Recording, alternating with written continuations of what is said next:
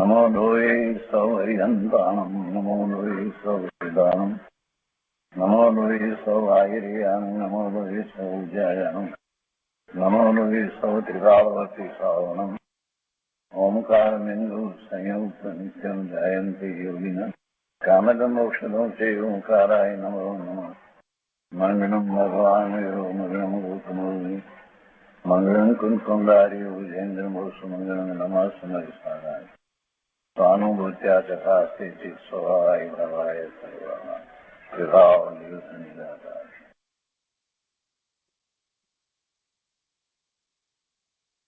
સ્વામી કાર્તિકેય અનુપ્રેક્ષા એનો સ્વાધ્યાય આપણે કરી રહ્યા છીએ. પૂજ્ય શુભચંદ્રાચાર્યની ટીકા છે અને પંડિત જયચંદજી ચાવડાના ભાવાર્થ અને ટીકા છે. એમાં બીજી અનુપ્રેક્ષા એટલે અસરણ અનુપ્રેક્ષાનો સ્વાધ્યાય પૂરો થવા આવ્યો છે. એની ગાથા 28 સુધી સ્વાધ્યાય આપણે કર્યો છે. હવે આજે 29 થી આગળ લઈએ છીએ. સહેજ પુનરાવર્તન કરીએ જેથી અનુસંધાન પ્રાપ્ત થાય. અસરણ અનુપ્રેક્ષા એ 23મી ગાથાથી શરૂ થઈ અને એમાં પહેલા એમ કહેવામાં આવ્યું કે જે સંસારમાં દેવોના ઇન્દ્રોનો પણ વિનાશ જોવામાં આવે છે તો પછી બીજા તો નાશ થાય એમાં કાંઈ શંકા નથી. શરણ કોને કહેવાય કે જેને પોતાની રક્ષા હોય, જે શાશ્વત રહેવાનું હોય એ શરણ થઈ શકે. જ્યારે ઇન્દ્રો પણ એમને પણ એ દેહ ત્યાગ કરવાનો આવે છે તો એ પછી બીજાને ક્યાંથી શરણ થાય. પછી 24મી ગાથાની અંદર એ વાત બીજી રીતે આગળ લીધી કે જેમ કોઈ સિંહના પંજામાં હરણ સપડાયું હોય તો એનું રક્ષણ કોણ કરવાનું છે, એટલે કોણ રક્ષણ, કોઈનું રક્ષણ કોઈ કરી શકે છે ખરું?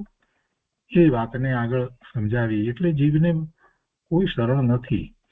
અને એમાં જ પછી આગળ 25મી ગાથાની અંદર વાત લીધી કે લોકો જીવવા માટે પછી દેવ પૂજા અને મંત્ર તંત્ર ઔષધ બધાનો ઉપાય કરે, પણ એમ છતાંય કોઈ જીવ શાશ્વત દેખાતા નથી.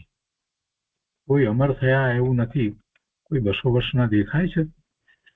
એ પછીથી 26મી ગાથાની અંદર એ વાત લીધી કે કેટલાક લોકો રક્ષણને માટે કિલ્લા બનાવે અને એવા શસ્ત્રો રાખે અને આ બધું કરે, ભલે બધા ઉપાય કરે, પણ છતાંય કોઈ મરણથી બચી શકતું નથી. અને એના પછી 27મી ગાથાની અંદર એ વાત લીધી કે આ બધી રીતે વાત કર્યા પછીથી એ વાત નક્કી થઈ જાય છે કે મરણથી કોઈ પણ રક્ષણ કરવા વાળું નથી.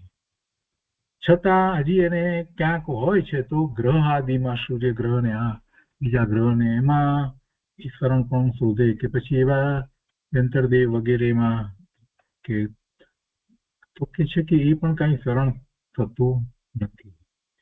અને એના પછીથી 28મી ગાથાની અંદર છેલ્લે વાત કરી દીધી કે મરણ થાય છે તો એ આયુષના ક્ષયથી થાય છે. એટલે જ્યાં સુધી આયુષ હોય ત્યાં સુધી જીવને એ દેહ સાથે રહેવાનું થાય. માટે દેવોનો દેવ ઇન્દ્ર પણ એ આપણને મરણથી બચાવી શકે એમ નથી. આપણું આયુષ હોય ત્યાં સુધી જ જીવવું થાય છે. એટલે આયુ પૂર્ણ થવાથી મરણ થાય છે અને એ આયુ કોઈ પણ કોઈને બચાવવા કે એનો એ આયુને વધારવા માટે કોઈ સમર્થ નથી. કોઈ એની રક્ષા એ રીતે કરી શકતો નથી. અને પછી એ જ અર્થને હવે દ્રઢ કરે છે. તો ગાથા 29 થી આજે આગળ લઈએ છીએ. એમાં કહે છે કે સંસ્કૃત ગાથામાં કહે છે કે આત્માનમ અપી ચરંતમ યદિ શક્નોતિ રક્ષિતુ સુરેન્દ્રઃ અપી તત કિમ ત્યજતિ સ્વગમ તત કિમ ત્યજતિ સર્વગમ સર્વોત્તમ અભોગ સંયુક્તમ સર્વોત્તમ ભોગ સંયુક્તમ.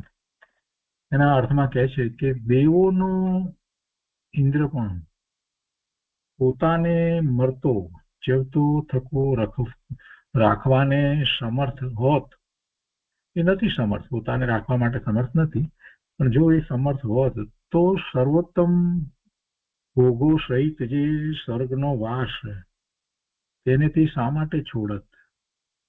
ઇન્દ્રને ભલે ઘણું આયુષ્ય લાંબુ છે, બધી વાત બરાબર, અને ત્યાં જે સર્વોત્તમ ભોગ જે પ્રાપ્ત થાય છે એને એ શા માટે છોડી દે છે?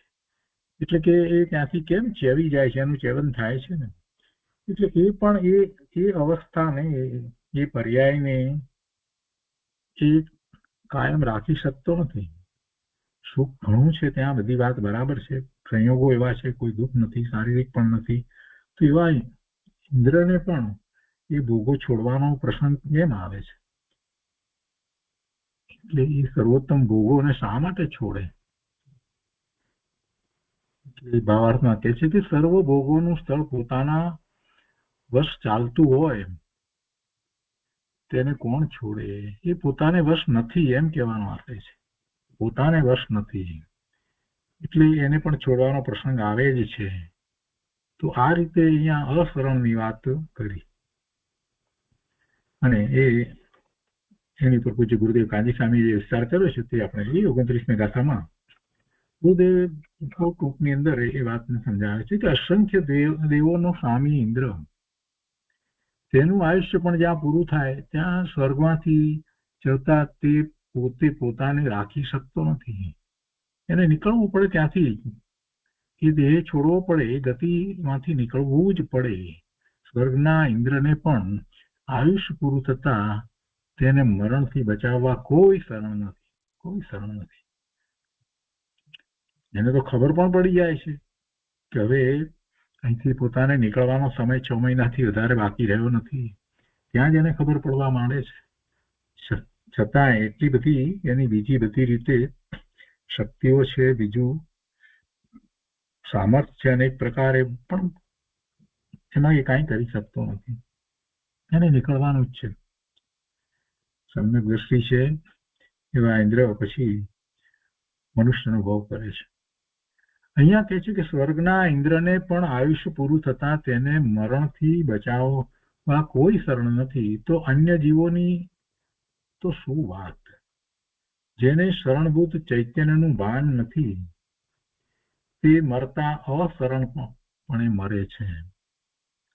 જેને શરણભૂત પોતાનું સ્વરૂપ ચૈતન્ય સ્વરૂપ છે એનું જેને ભાન નથી, એટલે કે જેને સમ્યક દર્શન નથી એને એ ભાન નથી.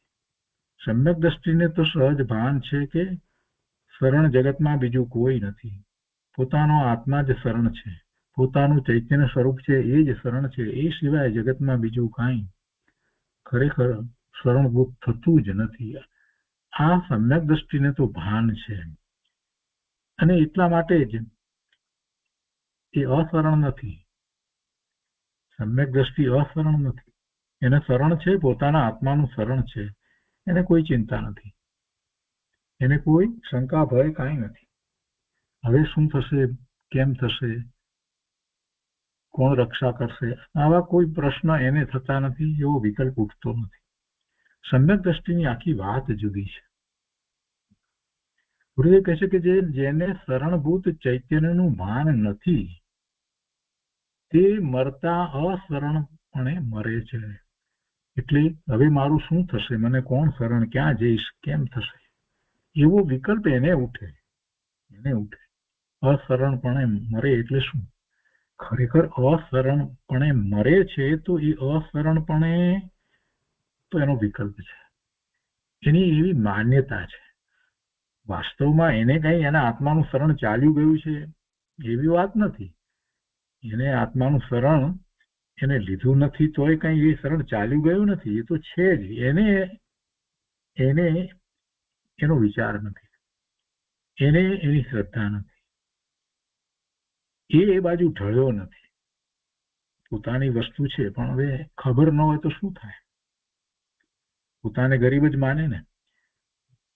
પોતાના વરદાદા ઘરની અંદર 2 કિલો સોનું દાટીને ગયા હોય કોઈ ખૂણાની અંદર, એને ક્યાં ખબર છે? અને એને ખબર નથી ત્યાં સુધી તો એ પોતે પોતાને ગરીબ જ માનવાનો છે. એમ જ થાય ને. પણ જેને ખબર છે એ એમ માનતો નથી. એટલે આ જેને શરણભૂત ચૈતન્યનું ભાન નથી એ અશરણપણે મરે છે. એટલે એને દેહ છોડવાનો સમય આવે ત્યારે આ ધ્યાન પણ થઈ જાય. હવે મારું શું થશે, ક્યાં જઈશ, કેમ થશે. અને એમાં શરીરની અંદર પીડા હોય ત્યારે તો બહુ જ આર્ત્યાન વગેરે થાય. અનેક પ્રકારે બીજા વિકલ્પ ઉઠે. રાગ બહુ હોય, મોહ બહુ હોય સ્વજનો પ્રત્યે, પૈસા પાત્ર હોય બધું બરાબર, પણ મોહ બહુ હોય તો એને એ થાય કે આ બધાનું કેવી રીતે થશે, આ બધા શું કરશે, કેમ થશે, મારા વિના ધંધા વગેરે કેમ ચાલશે. આવા વિકલ્પો આવે. એટલે ચૈતન્યના શરણપૂર્વક દેહ છોડે તો વાત બરાબર છે. ચૈતન્યના શરણપૂર્વક દેહ છોડે કોણ? સમ્યક દ્રષ્ટિ જ્ઞાની ધર્મી જેને એવો પુરુષાર્થ થયો છે આત્માની અનુભૂતિનો, એને એ સહજ છે. અને એ વાત હવે ગુરુદેવ કહે છે. તેને ધર્મીને તો સદા શરણભૂત ચૈતન્યનું ભાન છે. એટલે તે તો ચૈતન્યના શરણપૂર્વક દેહ છોડે છે. જીવનમાં જેણે ચૈતન્યનું શરણ નથી જાણ્યું, જીવનમાં જેણે પોતાનો ભગવાન આત્મા ચૈતન્ય એનું શરણ નથી જાણ્યું, એનું શરણ નથી સ્વીકાર્યું, એના શરણ સહિત પોતે ભય રહિત છે એવું જેને ભાન નથી થયું અને દેહ મકાન વગેરે ને શરણભૂત માન્યા છે, એવો જીવ મરતા અશરણપણે મરે છે. અશરણપણે મરે ત્યારે એની લેસ્યા કેવી હોય, વિચાર કરવા જેવો છે. હવે શું થશે, હવે મારું કોણ, ક્યાં જઈશ, આવા વિકલ્પ રહિત જયારે દેહ છોડે તો એની લેસ્યા કેવી હોય. એની લેસ્યા અશુભ લેસ્યા જ હોય ને. અને અશુભ લેસ્યામાં ત્યારે એ દેહ છોડે તેની ગતિ એવી જ થાય. જેની ગતિ એવી થવાની હોય ને એ અશુભ લેસ્યામાં દેહ છોડે. ખરેખર તો એમ છે. તો આ બધી વાત કર્યા પછીથી હવે છેલ્લી વાત હવે કરે છે કે આ અશરણ તો છે, અને અશરણ છે તો હવે સાચું શરણ શું છે એની વાત સમજાવે છે. કે છે કે હવે જીવને સાચું શરણ શું છે તે 30મી અને 31મી એ બે ગાથામાં સમજાવે છે. તો કે છે 30મી ગાથા સંસ્કૃતમાં આ રીતે છે: દર્શન જ્ઞાન ચારિત્રમ શરણમ સેવધ્યમ પરમ શ્રદ્ધયા અન્યત કિમ અપી ન શરણમ સંસારે સંસરતામ. એનો અર્થ છે, હે ભવ્ય, તું પરમ શ્રદ્ધાપૂર્વક દર્શન જ્ઞાન ચારિત્ર સ્વરૂપ આત્માના શરણને સેવન કર. હે ભવ્ય, તું પરમ શ્રદ્ધાપૂર્વક દર્શન જ્ઞાન ચારિત્ર સ્વરૂપ આત્માના શરણને સેવન કર. આ સંસારમાં પરિભ્રમણ કરતા જીવોને અન્ય કોઈ પણ શરણ નથી. આત્માનું જ શરણ છે. ને કેવો આત્મા? કેવો આત્મા? તો કે દર્શન જ્ઞાન ચારિત્ર સ્વરૂપ આત્મા એ જ તને શરણ છે, એનું સેવન કર. કેવી રીતે શરણ કર? તો પરમ શ્રદ્ધાપૂર્વક. એમ નહીં કે કોઈ કે કહ્યું એટલે ઠીક છે ચાલો તો એમ કરીએ, એમ નથી વાત. પરમ શ્રદ્ધાપૂર્વક એટલે અતિ ઉત્સાહપૂર્વક એમ જ છે, બીજી કોઈ વાત છે જ નહીં. પરમાર્થે આમ જ છે. ભગવાનની વાણીમાં જે વાત આવી છે એ પરમ સત્ય છે, અને જીવ માત્રને એમ જ છે. તો મને પણ એમ જ શ્રદ્ધા છે. મને કોઈ શરણભૂત હોય તો મારું શુદ્ધ સ્વરૂપ જ શરણભૂત છે. એમ જ છે, એમ જ છે, એમ જ છે. ભગવાનની વાણીમાં એ વાત આવી એટલે એ તો પરોક્ષપણે સ્વીકારી. પરંતુ એવી અનુભૂતિ જયારે થઈ કે આવો પોતે ભગવાન આત્મા આનંદ મોહનો પિંડ અસંખ્ય પ્રદેશી આ સત્તાની અંદર રહ્યો છે, અને એને કઈ વાતની ખામી છે? કોઈ વાતની ખામી નથી. અનંત ભવ કર્યા, અનંત ભવમાં અનંત પ્રકારે એને વિભાવ ભાવ થયા, એ વિભાવ ભાવે પરિણમ્યો, છતાંય પણ પોતાનું સ્વરૂપ તો એવું ને એવું શુદ્ધ જળવાઈ રહ્યું છે. એમાં તો કાંઈ ઉણપ આવી નથી, એમાં કઈ ઘટ્યું નથી, એમાં કોઈ ફેરફાર થયો નથી, કોઈ મલિનતા વ્યાપી નથી. આ આવી અદ્ભુત વસ્તુ, આવી અદ્ભુત વસ્તુ એ સિવાય બીજું મને શરણ શું હોઈ શકે? આ વસ્તુ તો અદ્ભુત છે, મને શરણભૂત છે. એક વિકારી ભાવ જેમાં પ્રવેશી નથી શકતો, તો બીજું તો એમાં ક્યાં કોઈ પ્રવેશી શકવાનું છે? હું મારામાં રહું તો મારું રક્ષણ તો થયેલું જ છે. મારું રક્ષણ બીજો કોઈ કરે એવી કોઈ વાત જ નથી, કેમ કે બીજું તો કોઈ મારામાં પ્રવેશી શકતું જ નથી. હું તો સદાય ત્રિકાળ રક્ષાયેલો જ છું. મને બીજા કોઈના રક્ષણની જરૂર ક્યાં છે? હું તો સદાય ત્રિકાળ રક્ષિત જ છું, રક્ષાયેલો જ છું. આ જો ને મારા અનંત ગુણ, અનુજીવી ગુણ અને પ્રતિજીવી ગુણ, એનું ભવન સતત ચાલી રહ્યું છે. અને એ ગુણને કારણે મને કોઈ સ્પર્શી શકે એમ નથી. મને કોઈ સ્પર્શી શકે એમ નથી. બીજાના ભાવ એ મને પહોંચતા નથી. હું તો સદાય સદાય જ્ઞાન આનંદ સ્વરૂપ ભગવાન છું. એમાં કાંઈ ફેર પડતો નથી. હું તો રક્ષાયેલો જ છું. શરીર, મન, વાણી, કાયા એ એમે મારા ક્યાં છે? એ બધા ભૂતગળના સ્કંદ છે. અને એના રક્ષણ કોણ કરે? એ દ્રવ્ય જુદું છે. અને એ દ્રવ્યમાં મારાપણું માની અને એની રક્ષાનો ભાર ઉપાડી અને હું શા માટે વિભાવ ભાવે થઉં છું? હું તો સદાય રક્ષાયેલો જ છું. હું એટલે કોણ? હું એટલે ભગવાન આત્મા. મને એનું જ શરણ છે, મને મારું શરણ છે. અહીંયા કહે છે કે હે ભવ્ય, તું પરમ શ્રદ્ધા પૂર્વક દર્શન જ્ઞાન ચારિત્ર સ્વરૂપ આત્માના શરણને સેવન કર. આ સંસારમાં પરિભ્રમણ કરતા જીવોને અન્ય કોઈ પણ શરણ નથી, અને અન્ય શરણની ક્યાં જરૂર છે? મને કોઈના શરણની ક્યાં જરૂર છે? જ્ઞાની ધર્મીને તો પોતે પોતાનું લક્ષ્ય કરે છે એટલે એને તો બધું પ્રાપ્ત જ છે. એમાં કોઈ અશરણ ને શરણ ને આ બધાનો કોઈ વિકલ્પ ઉઠતો જ નથી. પોતે છે તો છે, પોતે ભગવાન આત્મા છે, સિદ્ધ સમાન શુદ્ધ પૂર્ણ પવિત્ર છે. અને દિવ્ય ધ્વનિમાં એ વાત આવી આચાર્ય ભગવાનની પરંપરાએ, ગણધર ભગવાન અને આચાર્ય ભગવાનની પરંપરાએ શાસ્ત્રમાં આવી, અને એ વાતનો સ્વીકાર કરીને જયારે અનુભૂતિ કરી, ત્યારે તો એ પરમ સત્ય પોતાને અનુભૂતિ પૂર્વક સમજાઈ ગયું. કરે વસ્તુ તો ત્રિકાળ એવી ને એવી જ રહી છે. એના રક્ષણ કોણ કરે? કોઈ કરી શકે એમ છે નહીં. અને રક્ષણ કરવાની પહેલી તો વાત એ છે કે એની જરૂર નથી. ભગવાન આત્માને કોણ મારે, કોણ કાપે, એને કોણ પીડા કરે? એને કોઈ કાંઈ કરી શકતું જ નથી. એ બધા ભાવ જે છે એ બધા ભાવ વિકૃત ભાવ છે, વિભાવ ભાવ છે, વિકારી ભાવ જે છે, પરના લક્ષિત થતા ભાવ છે.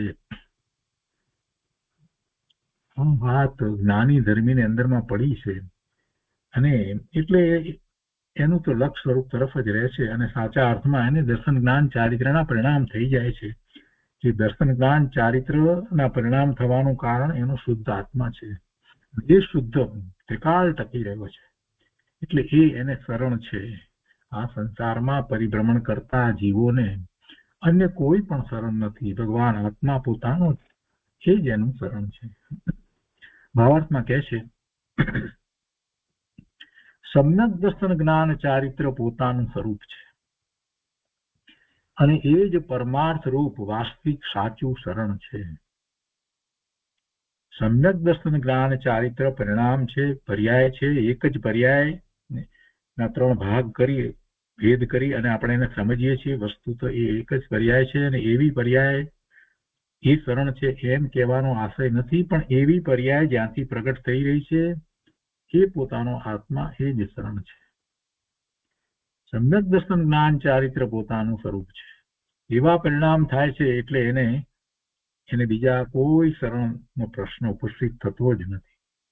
જ્યાં સુધી પરના લક્ષ્ય જે પરિણામ થતા હતા ત્યાં સુધી જ એ શરણ શોધતો હતો.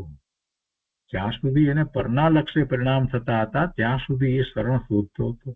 જ્યારે એને પોતાના સ્વરૂપના લક્ષ્ય આવા સમ્યક દર્શન જ્ઞાન ચારિત્રના પરિણામ શરૂ થયા, હવે એ શું શોધે? એને ક્યાં શરણ શોધવાની જરૂરત છે કે સમ્યક દર્શન જ્ઞાન ચારિત્ર પોતાનું સ્વરૂપ છે અને એ જ પરમાર્થ રૂપ વાસ્તવિક સાચું શરણ છે.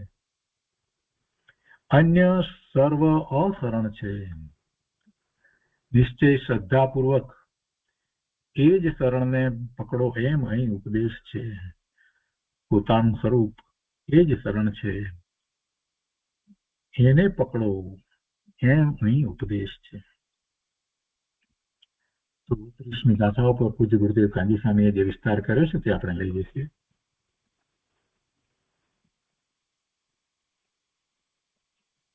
સ્વામી કાર્તિકેયનું પ્રેક્ષા પ્રવચન ભાગ પહેલો એના પાના નંબર 71 ઉપર ગુરુદેવ કહે છે કે શરીર તો જડ પરમાણુઓનો પિંડ છે. શરીર તો જડ પરમાણુઓનો પિંડ છે. તે પરમાણુઓમાં ચૈતન્યનું શરણ નથી. વસ્તુ જુદી છે. પરમાણુનો સ્કંદ છે, પરમાણુનો પિંડ છે, પરમાણુ એમાં ભેગા થયેલા છે. પરમાણુ પોતે પોતાના ગુણ પ્રમાણે પરિણમી રહ્યા છે અને સ્કંદમાં સ્કંદરૂપ પરિણમન થઈ રહ્યું છે. એમાં ભગવાન આત્માની ચેતના ક્યાંથી પહોંચે? એ પહોંચે નહીં. કેમ કે એમાં એ ગુણ નથી ને આ ગુણ જે છે એ આત્માનો છે. આત્માની સાથે એ પૂતગળ પરમાણુનો સ્કંદ એવું શરીર એ કરોડો વર્ષ સુધી રહે તો પણ ગુણોની આપલે એકબીજામાં થાય નહીં. કઈ પૂતગળના ગુણ જીવમાં આવે નહીં કે જીવના ગુણ પૂતગળમાં જાય નહીં. આવું વસ્તુ સ્વરૂપ છે. તે પરમાણુઓમાં ચૈતન્યનું શરણ નથી. શરણભૂત પોતાનો ચૈતન્ય સ્વભાવ છે. એટલે કે એ પરમાણુ કઈ શરણ આપી શકે નહીં. આ ચેતન એવા ભગવાન આત્માને એ શરણ આપી શકે નહીં. એ શરીર શરણ આપી શકતું નથી. શરણભૂત પોતાનો ચૈતન્ય સ્વભાવ છે. બીજી રીતે વિચાર કરીએ, આ તબક્કે એવો વિચાર આવે છે કે જો શરીર જ જીવને શરણભૂત હોત તો સિદ્ધ ભગવાનને તો શરીર છે જ નહીં. સિદ્ધ ભગવાનને તો શરીર છે જ નહીં, તો પછી એમનું શું થાય? એ ટકી શકે નહીં, રહી શકે નહીં, નાશ થાય? એવું તો વસ્તુ સ્વરૂપ જ નથી. એટલે આત્માને શરણની ક્યાં જરૂર છે? શરણભૂત તો પોતાનો ચૈતન્ય સ્વભાવ છે અને તે સ્વભાવમાં ભવ નથી. સ્વભાવમાં ભવ છે નથી. સ્વભાવમાં શું છે? તો કે અનંત ગુણનું ભવન ચાલી રહ્યું છે. એવો ભાવ જે છે એ સ્વભાવ પોતાનો ભાવ છે. તો એમાં તો કોઈ એવો ગુણ નથી કે જેને કારણે એને દુઃખ થાય, જેને કારણે અશાતા થાય, જેને કારણે ચિંતા થાય, જેને કારણે વ્યગ્રતા થાય, જેને કારણે ઉપાધિ થાય, જેને કારણે ભય થાય, જેને કારણે શંકા થાય, જેને કારણે ક્રોધ થાય, જેને કારણે આર્ત્યાન થાય. એવો એક પણ ગુણ નથી કે જેને કારણે આવું કંઈ પણ થાય. એવો એક પણ ગુણ નથી. સ્વભાવની અંદર એમાંનું કાંઈ છે જ નહીં. કે તે સ્વભાવમાં ભવ થવાનું એ પણ નથી. આ બધા જે કંઈ થઈ રહ્યા છે, પરના લક્ષ્ય જે ભાવો થઈ રહ્યા છે, એને કારણે કર્મનો બંધ થાય અને એમાં ગતિ ને આયુષ ને બધું બંધાય એટલે ભવ થાય. એટલે ભવ થાય. પણ સ્વભાવમાં ભવ થવા માટેનો કોઈ ગુણ નથી કે જેથી એને ભવ થાય જ. એવો કોઈ ગુણ નથી. સ્વભાવમાં ભવ નથી. જો ગુરુદેવ તો એક પડતી લીટીની અંદર તો કેટલો મોટો સિદ્ધાંત સમજાવી રહ્યા છે કે તું તારા ગુણોનો વિચાર કર.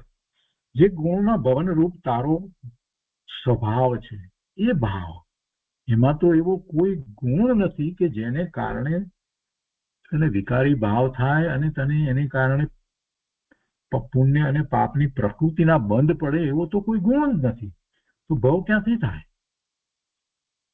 એ સ્વભાવમાં ભવ નથી. બહુ સુંદર વાત લીધી છે કે સ્વભાવમાં ભવ નથી, દુઃખ નથી, ચિંતા નથી, વ્યગ્રતા નથી, ઉપાધિ નથી, કાંઈ નથી. આમ પોતાના શરણભૂત સ્વભાવને હે ભવ્ય તું પરમ શ્રદ્ધા પૂર્વક સેવન કર. એમ આચાર્ય ભગવાને તો કહ્યું, પેલા સ્વભાવનો નિર્ણય કર, અને એ સ્વભાવ એવો છે, એવો નિર્ણય થાય તો પછી તને ખ્યાલ આવે કે પોતાનું સ્વરૂપ છે એ જ શરણભૂત છે. એટલે કે છે કે આમ પોતાના શરણભૂત સ્વભાવને હે ભવ્ય તું પરમ શ્રદ્ધાપૂર્વક સેવન કર. સ્વસંવેદ્ય જ્ઞાન આનંદ આત્માની નિશંકપણે શ્રદ્ધા કર. પહેલા તો આ કર, પછી સરળનો વિચાર કરજે. આત્માની શ્રદ્ધા કર. આત્માની શ્રદ્ધામાં એમ કાચી પાકી શ્રદ્ધા નહીં ચાલે. શંકા રહિત નિશંકપણે આત્માની શ્રદ્ધા કર. શું શંકા હજી કઈ રહી જાય છે આત્માને વિશે? આવો આત્મા જેના વર્ણન કરતા આચાર્ય ભગવાન થાકતા નથી. આચાર્ય ભગવાને આ આત્માના વર્ણન કેટલા કર્યા, હજી કર્યા જ કરે છે. જેની અનુભૂતિ થઈ છે એવા સાતમા છઠ્ઠા ગુણતા ને ઝૂલતા એ મહાત્માને, આચાર્ય ભગવાનને કરુણાનો વિકલ્પ આવ્યો છે તો આત્માનું જ મહાત્મા છે. એટલે એ આત્માનું વર્ણન કરે છે. જુઓ ને, 47 વ્યક્તિનું વર્ણન લઈ લીધું. આત્માના સ્વભાવને દર્શાવવા માટે આ સમયસારની અંદર દ્રષ્ટિ પ્રધાન ગ્રંથની અંદર મુકુંદાચાર્ય ભગવાને 415 ગાથા લખી નાખી. અને 415 ગાથા જે છે એનો વિસ્તાર કરતા અમૃતચંદ્રાચાર્ય ભગવાનને પણ હજી કઈ આમ સંતોષ નથી થતો. એમણે સાથે 278 કળશ લખી નાખ્યા. કેમ એમ થાય છે? કેમ કે એ વસ્તુ એવી છે જે એને અનુભવે છે એને એની તૃપ્તિ થતી જ નથી. એ તો એમાં ને એમાં સ્થિર થઈ જાય છે. બસ આખી વાતનો સાર જ આ છે. એવો આ ભગવાન આત્મા છે. એના શું વર્ણન થાય, આટલા વર્ણન કર્યા પછીથી પણ આચાર્ય ભગવાન એમ કે છે કે અમે તો શું એનું વર્ણન કરવાના હતા. એવો આ આત્મા, એવા આત્મા શ્રદ્ધા કર જે સ્વસંવેદ્ય છે. શ્રદ્ધા કરવાની વાત કરીને એટલે ગુરુદેવ કહે છે કે એની શ્રદ્ધા તું કેવી રીતે કરીશ? એ અનુભવમાં આવે એવો છે, સ્વસંવેદ્ય છે. તો સ્વસંવેદની શ્રદ્ધા કરવી છે તો એને અનુભવીને કર. સ્વસંવેદન દ્વારા વળી કેવો છે આત્મા? જ્ઞાન સ્વરૂપ છે, આનંદ સ્વરૂપ છે. સ્વસંવેદન અને જ્ઞાન બે વસ્તુનો વિચાર કર કે જ્ઞાન સ્વરૂપ છે, આનંદ સ્વરૂપ છે. આનંદ તો અનુભૂતિ કરશે એટલે થવાનો જ છે. સ્વસંવેદ્ય જ્ઞાન આનંદ સ્વરૂપ ભગવાન આત્માની નિશંકપણે શ્રદ્ધા કર. તેને જ પરમ શ્રદ્ધાપૂર્વક જાણ, અને તેમાં રમણતા કર. જાણવું એટલે કઈ માહિતી જ્ઞાનની કોઈ વાત નથી, અહીંયા તો અનુભવવાની વાત છે. અને તેમાં રમણતા કર. શ્રદ્ધા જ્ઞાન ચારિત્ર સ્વરૂપ એવા તારા આત્માને જ શરણપણે જાણીને તેનું સેવન કર. એના સિવાય બહારમાં બીજું કોઈ શરણ નથી. આ વાત જયારે ગુરુદેવ બોલ્યા હશે ને ત્યારે એમના જે ભાવ હશે એનો જરાક વિચાર કરીએ તો આપણને થાય કે કેવા ભાવમાં બોલાઈ હશે. વાંચીએ છીએ વાત જુદી છે, પણ જયારે ગુરુદેવ ને આંખની સમક્ષ રાખી અને જયારે આપણે વિચાર કરીએ ત્યારે એમ થાય કે આ વાત ગુરુદેવ જે ભાવમાં બોલ્યા છે એ ભાવ કેવા અભૂતપૂર્વ ભાવ હશે. શ્રદ્ધા જ્ઞાન ચારિત્ર સ્વરૂપ એવા તારા આત્માને જ શરણપણે જાણીને તેનું સેવન કર. અને જયારે ગુરુદેવ આ કહેતા હોય ત્યારે એ વાત સમજી લેવી કે ગુરુદેવને તો એવું શરણ થઈ ચૂક્યું છે. એ વિના ગુરુદેવ આવી વાત કરે નહીં. કઈ આ ગુરુદેવ ગાથા સમજાવી રહ્યા છે એમ ન સમજતું પ્રભુ. ગુરુદેવ તો પોતાની અનુભૂતિની વાત કરી રહ્યા છે. એના સિવાય બારમાં બીજું કોઈ શરણ નથી. જે કહેવું તું એ આ એક પેરેગ્રાફની અંદર ગુરુદેવ બધું જ કહી દીધું. બહુ સરસ વાત છે. હવે થોડીક વધારે વિસ્તારથી વાત સમજાવે છે. ગુરુદેવ કહે છે કે દીપડો આવતો દેખીને લોકો ભયથી ભાગે છે, જાણે કે ક્યાંક બહારમાં શરણ હોય. દીપડો આવતો દેખીને લોકો ભયથી ભાગે છે, જાણે કે ક્યાંક બહારમાં શરણ હોય. પણ અરે ભાઈ, અંદરમાં ચૈતન્યના શરણે જા તો તને દીપડાનો કે કોઈનો ભય રહે નહીં. અજ્ઞાની મિથ્યા દ્રષ્ટિના વાત કરીએ ને તેને તો વાત બેસે નહીં. ને કેટલાક તો પોતાની જાતને બુદ્ધિશાળી સમજે છે ને એમ એ તો સામી દલીલ કરે કે તમે ઉભા રહીને બતાવો એમ. આવી સામી દલીલ કરે. કેટલાય લોકો તેવી દલીલ કરે. એમને તો કલ્પના આવે નહીં ને કે દીપડો સામે હોય અને ગુરુદેવ ઉભા રહે. એવી કલ્પના એમને ના આવે. કોણ કોને મારે? કોઈ કોઈને મારી શકતો જ નથી. અને કોણ કોને બચાવે? કોઈ કોઈને બચાવી શકતો જ નથી. આ વાતનો અનુભવ ગુરુદેવ જેવો કોણે કર્યો આ કાળમાં? કૃપાળુદેવ જેવા અને ગુરુદેવ જેવા બહુ ઓછા આત્માઓ છે કે જેમણે આવો જ અનુભવ કર્યો ને એ સંપૂર્ણપણે ભય રહિત હતા. સંપૂર્ણપણે ભય રહિત હતા. દીપડો આવ્યો તો આવ્યો. એવા મુનિઓ હજી અત્યારે વર્તમાનમાં છે, પણ આપણને મળવા એ અતિ દુર્લભ છે. કેમ કે પંચમ કાળમાં હજી સાતમું ગુણસ્થાન છે, તો સાતમા ગુણસ્થાનની દશામાં રહેલા પોતાના સ્વરૂપમાં રમણતા કરતા હોય એવા મુનિ અત્યારે વર્તમાનમાં છે, ક્યાંક છે. મેઘ્ન દિગંબર એવા મુનિ વસે છે. એને શું ભય છે? ગુરુદેવે આ ઉદાહરણ આપ્યું એટલે એને જરાક સમજવાનું છે, ગંભીરતાથી લેવાનું છે કે શું થાય. આપણને ખરેખર આત્માની શ્રદ્ધા પૂરેપૂરી થઈ હોય, ભગવાન આત્માની પૂરેપૂરી શ્રદ્ધા થઈ હોય અને આપણે પણ કર્ણાનુયોગની વાતને પણ આપણે જરા સારી રીતે સમજ્યા હોઈએ, કર્મના સિદ્ધાંતોની વાતને પણ આપણે જરાક સમજ્યા હોઈએ તો આપણને પણ એક મિનિટ માટે ખ્યાલ આવી જાય કે વાત તો સાચી છે. જો મારું આયુષ્ય છે તો મને કોણ મારવાનું છે? એ જ રીતે મને અસાતા વેદનીય કર્મનો ઉદય છે જ નહીં, તો મને એ દીપડો આવી અને મને કંઈક ઇન્જરી કરે એવું પણ બનવાનું નથી. મારી ઉપર એટેક કરે અને મારા શરીર ઉપર કંઈક ઘા પડે એમ પણ નહીં બને. જો નથી થવાનું તો નહીં થાય. અને જો ઘા પડવાના છે શરીર ઉપર તો કોઈ પણ નિમિત્તથી પડશે. કાંઈ દીપડાની જરૂર નથી. દીપડાની જરૂર છે? પથ્થરની ઠેસ વાગીને હું પડીશ બીજા પથ્થર ઉપર ને માથું ફૂટશે. એમાં કઈ દીપડાની જરૂર નથી કે વાઘની જરૂર નથી. કર્મના સિદ્ધાંતને જયારે સમજે છે તો જે ઉદયમાં આવે છે તે આવે છે, એ આવવાનું છે તો આવશે જ, આવીને જ રહેશે. અને આયુષ પૂરું થયું હશે તો ગમે તે નિમિત્ત હશે, એની સાથે શું સંબંધ છે? અને આયુષ પૂરું નથી થયું અને મને કોઈ આવા પાપનો ઉદય અત્યારે નથી તો ભલે ને દીપડો આવતો. શાંતિથી વિચાર કરીએ તો ખ્યાલ આવે. આ ગુરુદેવે જે ઉદાહરણ આપ્યું છે ને એમાં જરાક વિચાર કરવાની જરૂર છે. આમ વાંચીને ચાલ્યા જઈએ એવી વાત નથી. હવે જરાક આટલા શાસ્ત્રોના અભ્યાસ પછીથી, ભલે ગોમટસારનો આપણે અભ્યાસ નથી કર્યો પણ ગોમટસારની કેટલી બધી વાત આપણે જાણીએ છીએ ને, કર્મના સિદ્ધાંતોને કેટલી બધી રીતે આપણે જાણીએ છીએ. ગુરુદેવ કહે છે કે દીપડો આવતો દેખીને લોકો ભયથી ભાગે છે, જાણે કે ક્યાંક બહારમાં શરણ હોય. અરે ભાઈ, અંદરમાં ચૈતન્યના શરણે જા તો તને દીપડાનો કે કોઈનો ભય રહે નહીં.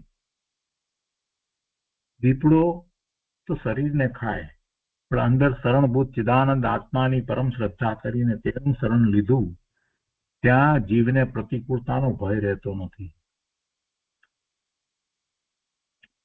પ્રતિકૂળતાનો ભય રહેતો નથી. આપણને બધાને પ્રતિકૂળતાનો બહુ ભય છે. કેમ થશે, કેમ થશે, શરીરનું કેમ થશે, હવે પીડા આવશે તો કેમ થશે, રોગ આવશે તો કેમ થશે, ડોક્ટર સમયસર મળશે નહીં તો કેમ થશે. અરે ભગવાન, આ જ બધી ખોટી ચિંતામાં ને ચિંતામાં નકામાનો વ્યર્થ સમય બગાડી રહ્યો છે. પોતે ભગવાન આત્મા. ગુરુદેવ કહે છે અહીંયા કે કોઈનો ભય રહે નહીં. અંદર શરણભૂત ચિદાનંદ આત્માની પરમ શ્રદ્ધા કરીને તેનું શરણ લીધું તો ત્યાં જીવને પ્રતિકૂળતાનો ભય રહેતો નથી. પ્રતિકૂળતાનો ભય રહેતો નથી. જીવનની તો વાત જવા દો, આયુષ્ય છે એનું તો કદાચ નિર્ણય થાય, પણ અહીંયા તો પ્રતિકૂળતા, કોણ પ્રતિકૂળતા કોને આપે? ભગવાન આત્માને પ્રતિકૂળતા ક્યાં છે? અમને તો કોઈ પ્રતિકૂળતા નથી. પ્રતિકૂળતા તો અમે માની લીધી છે. મિથ્યાત્વને કારણે અમે પ્રતિકૂળતા માની અને આમ ને આમ અનંતકાળથી ભવના ભ્રમણ કરી રહ્યા છીએ.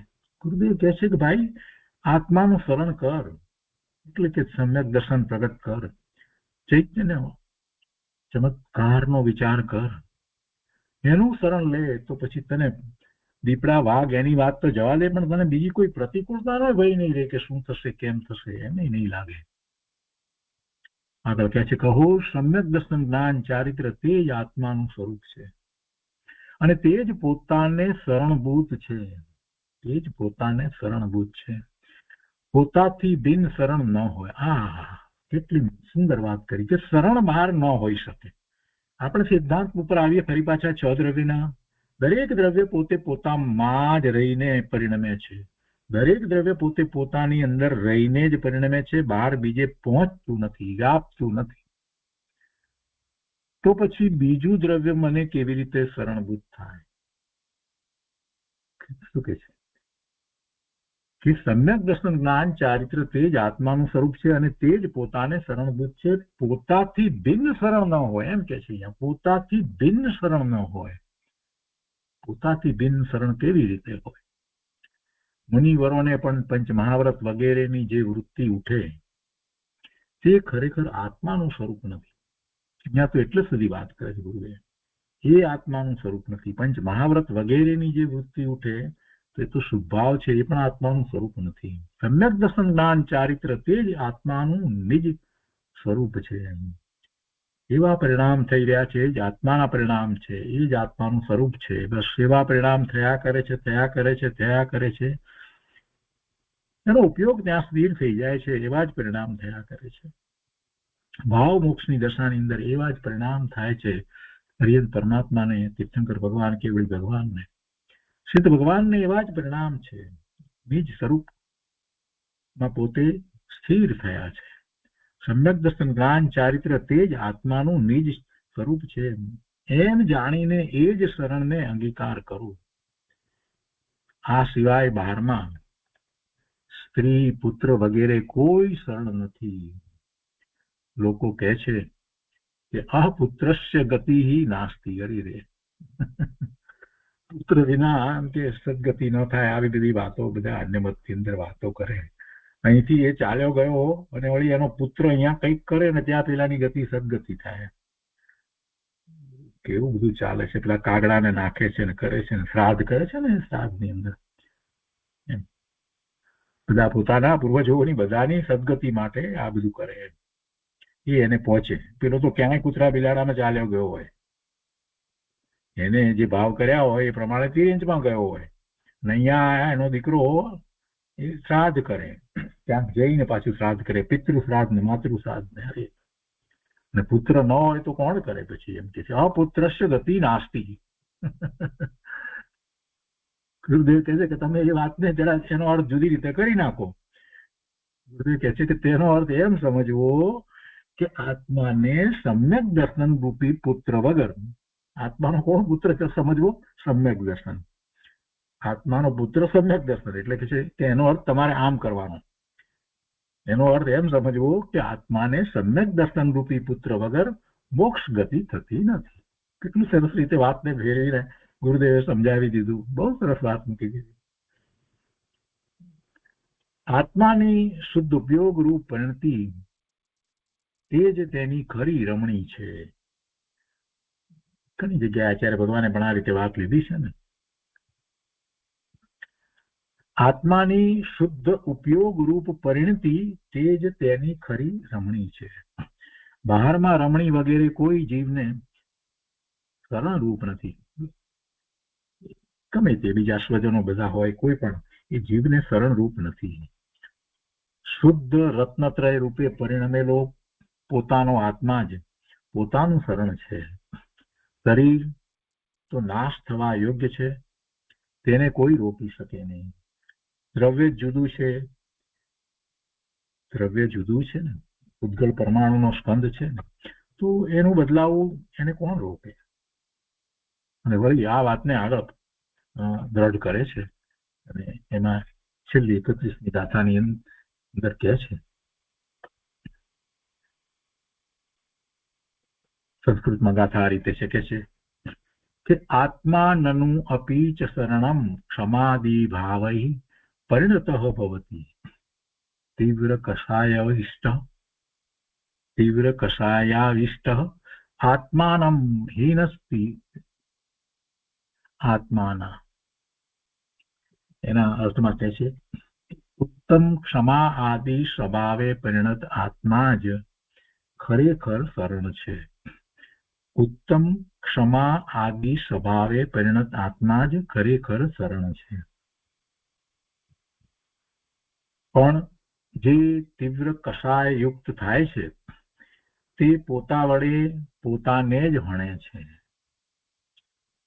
શું વિચાર કરવાનો છે? સરળ આત્માનું કહ્યું ત્યારે થોડીક વાર વિચાર કર્યો કે 47 શક્તિનું વર્ણન કર્યું અને પછી ગુરુદેવે એમ કહ્યું કે આ રીતે અનંત શક્તિ છે, એના બધાના નામ પણ ન હોય એવી અનંત શક્તિ છે. તો આપણને આત્માનું મહાત્મ્ય આવ્યું અને પછી આપણને ખ્યાલ આવે કે અનંતકાળથી આ આત્મા એવો ને એવો જ રહ્યો છે. એટલે ખ્યાલ આવે કે આત્માનું સામર્થ્ય કેટલું છે. અને એવા આત્માના સામર્થ્યનો ખ્યાલ આવ્યા પછી આત્માનું પોતાને શરણભૂત થાય એ સહેલાઈથી વાત સમજાય છે. કેમ કે જેનું આપણે શરણ લઈએ તો આપણને એમ હોય ને કે એ એટલો સક્ષમ હોવો જોઈએ, એટલો બળવાન હોવો જોઈએ, ખરેખર આપણને રક્ષણ આપી શકે એવો હોવો જોઈએ. અને એ બધી વાતનો ખૂબ આપણને ખ્યાલ આવે એટલે આપણને થાય હવે વાંધો નથી, આપણને બરાબર સાચું શરણ પ્રાપ્ત થયું. તો જ્યારે શરણની વાત અહીંયા આગળની ગાથામાં કરી, આત્માના શરણની વાત કરી અને એમાં આપણે પછી આગળ વિચાર કર્યો સમ્યક દર્શન, સમ્યક જ્ઞાન, સમ્યક ચારિત્ર, આ બધાનો વિચાર અને એમાં પછી આત્માના સ્વરૂપનો, સ્વભાવનો એ બધો વિચાર કર્યા પછી આપણને થાય કે ના વાત તો બરાબર છે, આ આત્મા જેવું બીજું કોઈ શરણ હોઈ શકે નહીં. હવે એના જ અનુસંધાનમાં થોડીક બીજી વાત કરવી છે કે ભાઈ એ આત્મા તારો છે, તું જ છો, છતાં પણ તું પરનું લક્ષ કરી અને જે વિભાવ ભાવે થાય છે ને એનો જરાક વિચાર કરી લે. એ છે કે ઉત્તમ ક્ષમા આદિ સ્વભાવ તો તારો છે, પણ એને છોડીને તું વિભાવ ભાવે થાય છે ને. ઉત્તમ ક્ષમા આદિ સ્વભાવે પરિણત આત્મા જ ખરેખર શરણ છે. પણ જે તીવ્ર કષાયુક્ત થાય છે તે પોતા વડે પોતાને જ હણે છે.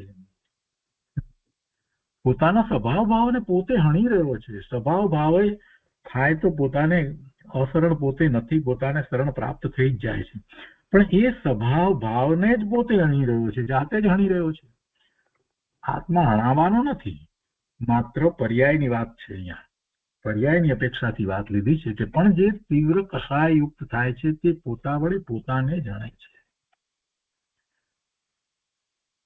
ભાવાર્થમાં કહે છે કે પરમાર્થથી વિચારવામાં આવે તો પોતાને પોતે જ રક્ષવા વાળો છે. એમાં તો હવે બે મત નથી, કોઈ શંકા નથી. પરમાર્થથી વિચારવામાં આવે તો પોતાને પોતે જ રક્ષવા વાળો છે અને પોતે જ ઘાતવા વાળો છે. ઘાતે છે ને વસ્તુ, ત્રિકાળ વસ્તુ જે છે, અનંત ગુણનો પિંડ, એ આત્મ તત્વ, જીવ તત્વ, એને તો એ કાંઈ કરી શકતો નથી. પણ એનો જે ભાવ જે છે, સ્વભાવ જે છે, તો એ સ્વભાવની પ્રગટતા ન થાય, એ સ્વભાવ પોતાની પ્રગટ પર્યાયમાં ન વ્યાપે એવું એ પોતે કરે છે. એટલે એમ એના સ્વભાવ ભાવનો ઘાત છે. અંદરમાં કોઈ ઘાત નથી થતો, અંદરમાં સ્વભાવ ભાવનો ઘાત નથી, પણ સ્વભાવ ભાવની પ્રગટતાનો ઘાત થાય છે. એ ક્યાં આપણને પ્રગટે છે? આપણે ઘાત કરી નાખીએ છીએ. ઉપયોગ બહારમાં રહે છે તો પેલું જે અંદરમાં ચાલી રહેલું પરિણમન જે છે એ બહાર પ્રગટ પર્યાયમાં નથી દેખાતું. એમ એ આપણે સ્વભાવ ભાવનો જાતે જ ઘાત કરીએ છીએ. કેવી રીતે કરીએ છીએ? પરનું લક્ષ કરીને વિભાવ ભાવે થઈને કે છે કે અને પોતે જ ઘાતવા વાળો છે. ક્રોધ આદિ રૂપ ભાવ કરે છે ત્યારે શુદ્ધ ચૈતન્યનો ઘાત થાય છે. શુદ્ધ ચૈતન્યનો ઘાત એટલે શુદ્ધ ચૈતન્ય એવું ને એવું રહે છે. એનું ભવન અંદરમાં કારણ શુદ્ધ પર્યાય તરીકે હોવા છતાં પણ એને પ્રગટ પર્યાયમાં એ નથી આવતું. કોણ એને ઢાંકે છે, કોણ એને ઘાતે છે, કોણ એને જોતું જ નથી, એ બધું કોણ કરી રહ્યો છે? તો કે એનો ઉપયોગ બારમાં બીજા સાથે જોડાઈ અને વિભાવ ભાવે થઈ રહ્યો છે. ક્રોધ આદિ રૂપ ભાવ કરે છે ત્યારે શુદ્ધ ચૈતન્યનો ઘાત થાય છે તથા ક્ષમા આદિ રૂપ ભાવ કરે છે ત્યારે પોતાની રક્ષા થાય છે. અને એ જ ક્ષમા આદિ એવા ભાવોથી જન્મ મરણ રહિત થઈ અને અવિનાશી પદ પ્રાપ્ત થાય છે. પછી તો આખી વાત લઈ લીધી કે તમે આવા ભાવે જયારે થાવ છો તો પછી સ્વભાવ ભાવનો અનુભવ થાય છે. સ્વભાવ ભાવે પરિણમો છો અને જેમ જેમ સ્વભાવ ભાવે પરિણમતા જાઓ છો, આગળ વધતા જાઓ છો તો ગુણસ્થાનની શ્રેણીમાં આગળ વધતા છેવટે તો પૂર્ણ દશા અવિનાશી પદની પ્રાપ્તિ થઈ જાય છે. એમ કરી અને એક જ લીટીની અંદર આખી વાતને પૂરી કરી દીધી. અને પછી અહીંયા તારે એક અહીંયા પંક્તિ લીધી છે કે વસ્તુ સ્વભાવ વિચારથી શરણ આપ કો આપ, વ્યવહારે પંચ પરમ ગુરુ અવર સકલ સંતાપ. એ રીતે એ અશરણ અનુપ્રેક્ષા અહીંયા પૂરી થાય છે. તો પૂજ્ય ગુરુદેવ કાંજી સ્વામી આની ઉપર જે 31મી ગાથા ઉપર જે વિસ્તાર કર્યો છે તે આપણે લઈએ. ગુરુદેવ કહે છે કે શુભાશુભ ભાવ રહિત આત્માના ચૈતન્ય સ્વભાવનું ભાન કરીને, જે શરૂઆત કેવી રીતે કરી, આત્મા કેવો છે, અને અહીંયા જયારે આ બીજી અન્ય ભાવની વાત હતી એટલે ગુરુદેવે અહીંયા પ્રવચનમાં એમ લીધું કે શુભાશુભ ભાવ રહિત આત્મા. પહેલા તો એ વાતને લેવાની, આત્મા શુભાશુભ ભાવ રહિત છે. શુભાશુભ ભાવ આત્માને છે જ નહીં. આત્માનો તો એક શુદ્ધ ભાવ જ છે. શુભાશુભ ભાવ રહિત આત્માના ચૈતન્ય સ્વભાવનું ભાન કરીને તેમાં એકાગ્રતાથી ઉત્તમ ક્ષમા વગેરે ધર્મ રૂપે પોતાના આત્માને પરિણમાવવો તે જ શરણભૂત છે. એટલે જયારે આત્માનું શરણ લઈએ છીએ ત્યારે શું થાય છે તો કે પોતે સ્વભાવ ભાવે પરિણમે છે તો પોતાના પરિણામ આવા થાય છે. ઉત્તમ ક્ષમા આદિ ધર્મ ભાવ એના પરિણામ હોય છે. નિર્વિકલ્પ ન હોય ત્યારે એને એવા ભાવ હોય. નિર્વિકલ્પ હોય ત્યારે તો આનંદની અનુભૂતિ છે. સમ્યક દર્શન, સમ્યક જ્ઞાન, સમ્યક ચારિત્ર, સમ્યક શ્રદ્ધાના પરિણમન છે. પણ એવું જેને થયું છે એને આત્માનું શરણ લીધું છે અને દરેક વખતે દ્રષ્ટિ સ્વરૂપ તરફ રહે છે. અમે તો ભગવાન આત્મા છીએ. તો એના સ્વવિકલ્પ દશાની અંદર પરિણામ કેવા થાય છે તો ઉત્તમ ક્ષમા આદિના પરિણામ થાય છે. એટલે ગુરુદેવે શું કહ્યું કે શુભાશુભ ભાવ રહિત આત્માના ચૈતન્ય સ્વભાવનું ભાન કરીને તેમાં એટલે સ્વરૂપમાં એકાગ્રતાથી ઉત્તમ ક્ષમા વગેરે ધર્મ રૂપે પોતાના આત્માને પરિણમાવવો તે જ શરણભૂત છે. જ્યારે શરણ લે છે તો પછી એના ભાવ આવા જ હોય છે. નિર્વિકલ્પ છે ત્યારે તો રત્નત્રયના પરિણામ છે, અને નિર્વિકલ્પ નથી અને સવિકલ્પ છે તો તેને ઉત્તમ ક્ષમા આદિ એવા ભાવ હોય છે. અને હિંસા આદિ તીવ્ર કસાય ભાવો રૂપે જે જીવ પરિણમે છે તે જીવ પોતે જ પોતાના આત્માની હિંસા કરે છે. પોતાના સ્વભાવ ભાવનો ઘાત એ પોતે કરે છે. હું પરને મારું બચાવવું એવી જેની મિથ્યા માન્યતા છે તે જીવ મિથ્યા માન્યતાથી પોતે જ પોતાને હણે છે અને પોતાના શુદ્ધ ચિદાનંદ સ્વભાવનું ભાન કરીને તેમાં એકાગ્રતાથી વિતરાગ ભાવ રૂપે જે પરિણમ્યો તે જીવ પોતે પોતાનું રક્ષણ કરનારો છે. બે વાત ગુરુદેવે સાથે લઈ લીધી. હું પરને મારું, પરને બચાવવું એવી જેની મિથ્યા માન્યતા છે તે જીવ મિથ્યા માન્યતાથી પોતે જ પોતાને હણે છે અને પોતાના શુદ્ધ ચિદાનંદ સ્વભાવનું ભાન કરીને તેમાં એકાગ્રતાથી વિતરાગ ભાવ રૂપે જે પરિણમ્યો તે જીવ પોતે પોતાનું રક્ષણ કરનારો છે. જીવ પોતે જ પોતાનું રક્ષણ કરનાર છે અને પોતે જ પોતાનો ઘાત કરનારો છે. આખી વાત ભાવની છે.